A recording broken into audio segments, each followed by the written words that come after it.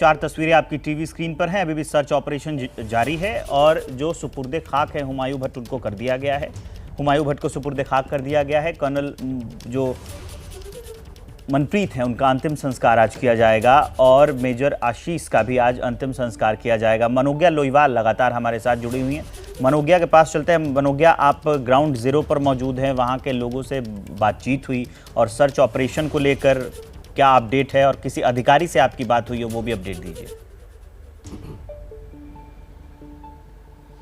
देखिए, search operation जारी है, उस पर तो एक बात बिल्कुल साफ है कि एलजी से लेकर हर एक अधिकारी ने ये साफ कर दिया है कि हम इस ईंट का जवाब पत्थर से देंगे और इसको हल्के में नहीं लेगी सरकार या फिर पूरा प्रशासन। लेकिन इस समय मैं जहां हूं उस समय यहां पर स्थिति पूरी तरह से गमगीन है। मैं इस समय हूं हुमायूं भट्ट के घर के ठीक सामने, जहां पर आवाजाही लोगों की जारी है और अंदर जिस तरह का माहौल है इस समय, जो स्थिति है, जो भावनाएं उमड़ रही हैं सबकी, क्योंकि एक पिता के लिए एक गर्व की बात होती है कि उनका बेटा पुलिस में शामिल हो जाए, लेकिन उसके बाद जब उसी बेटे के पार्थिव शरीर को आपको सुपुर्दे खाक करना हो तो उससे ज़्यादा दर्द की बात और उससे ज़्यादा दर्दनाक या स्थिति, मानसिक स्थिति नहीं हो सकती है किसी परिवार के लिए।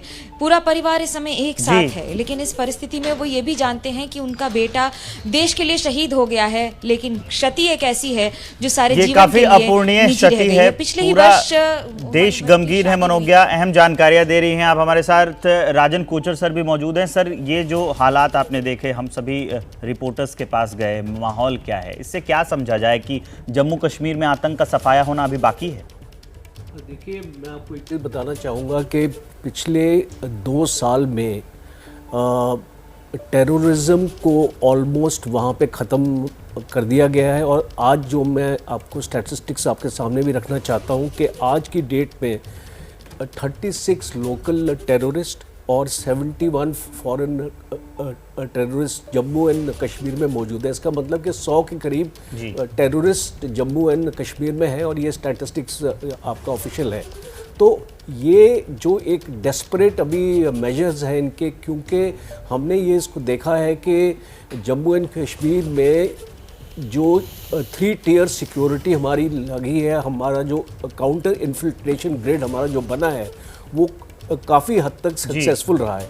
बट वहाँ की अगर आप टेरेन ऐसे देखेंगे तो वहाँ पे इन्फिल्ट्रेशन रोकी नहीं जा सकती है। टेररिस्ट आएंगे ही और ऐसे इनकाउंटर होते रहेंगे। और ये एक चीज़ और आपको नज़र आ रही है सामने कि इसमें लश्कर-ए-तौयबा, इसका नाम द रेजिस्टेंट फ्रंट के नाम से अभी जाना जाता है, इसमें फॉरेन टेररिस्ट काफ़ी शामिल हो गए हैं। इनकी ट्रेनिंग बहुत अच्छी है और इसी की वजह से लेकिन ये हरकतें रुक नहीं रही हैं। सिवाज सर, एक बात बताइए कि अगर ऐसी हरकतें होती रही और जो आतंकी सर राजन कोचर सर जो बातें बता रहे थे कि इनकी ट्रेनिंग काफ़ी अच्छी होती है, इनके बौखलाहट की वजह क्या है? देखो, सच्चाई ये है, मैंने वहाँ पर लाइन ऑफ कंट्रोल पे ब्रिगेड कमांड की है मच्छल सेक्टर में, तो मैं यही बता सकता हूँ कि अब जो आतंकवाद का ऑलमोस्ट लास्ट फेज चल रहा है और वो कहते हैं दीवा बुझने से पहले फटफटाता है, तो वो हालात हैं। सच्चाई है कि 100 से भी कम मिलिटेंट्स हैं नॉर्थ कश्मीर में और साउथ कश्मीर में मिला के, और ये लगता है अगले 2-1 साल में ये पूरे आतंकवाद का जो खात्मा हो जाएगा। जब आती आपकी इन्फिल्ट्रेशन की बात, क्या है कि नॉर्थ कश्मीर में जो हमारा काउंटर इन्फिल्ट्रेशन ग्रिड है वो बहुत पुख्ता है, मगर अब कहीं ना कहीं कुछ एक इन्फिल्ट्रेशन हो रही है, specially south of Pir Panjal, Rajouri Poonch का इलाका भी इन्होंने ज़्यादा एक्टिवेट कर दिया क्योंकि वहाँ 10 साल से बहुत ही डोरमेंट था। तो कुछ एक आतंकवादी वहाँ से मेरे को लगता आए हैं। और ये जो ऑपरेशन है ये इंट बेस ऑपरेशन था और ये कोकरनाग जो फॉरेस्ट है वहाँ मैंने कम से कम 4-5 साल सर्व किया है।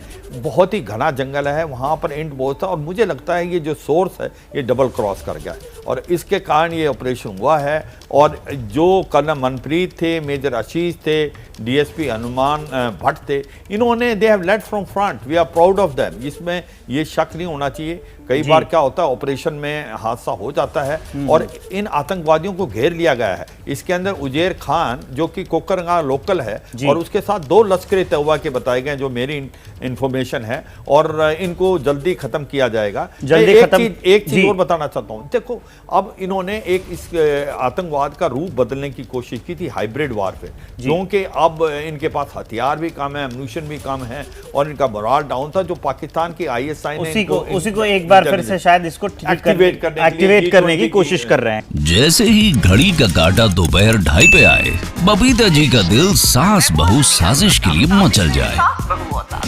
और ये है इनकी बहू, पूरे दिन ऑफिस की टेंशन हो जाए गॉन जब ये करें अपना फेवरेट शो फ्री टाइम पे ऑन। इनकी तरह आप भी देखें अपना फेवरेट शो अपने टाइम पर और डाउनलोड कीजिए ABP लाइव ऐप अपने स्मार्ट टीवी पर।